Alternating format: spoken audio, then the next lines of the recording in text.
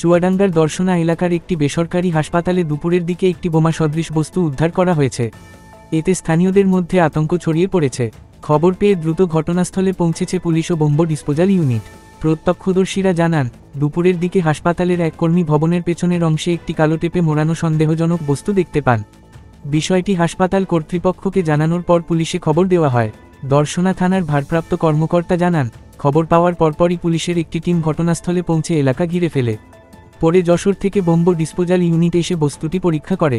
প্রাথমিকভাবে ধারণা করা হচ্ছে এটি কোনো ইম্প্রোভাইজড এক্সপ্লোসিভ ডিভাইস হতে পারে, তবে নিশ্চিত হতে আরও পরীক্ষা করা হবে। স্থানীয়রা জানান, হাসপাতালের আশপাশের এলাকায় এমন ঘটনা আগে কখনো ঘটেনি। তারা আতঙ্কিত হলেও দ্রুত পুলিশের পদক্ষেপ নেওয়ায় কিছুটা স্বস্তি পেয়েছেন। পুলিশ জানিয়েছে, এই ঘটনায় তদন্ত চলছে। হাসপাতাল কর্তৃপক্ষ ও আশপাশের সিসিটিভি ফুটেজ পর্যালোচনা করা হবে।